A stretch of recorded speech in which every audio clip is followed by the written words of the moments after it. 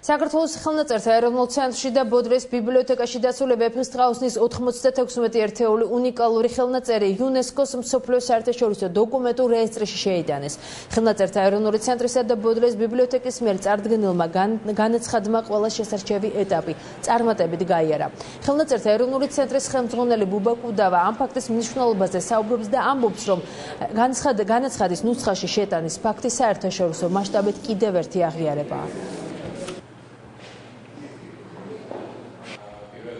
ხელნაწერთა ეროვნული ცენტრის მიერ წარდგენილი ნომინაცია ვეფხისტყაოსნის ხელნაწერთა კოლექცია შეტანილი იქნა იუნესკოს მსოფლიო დოკუმენტურ რეესტრში.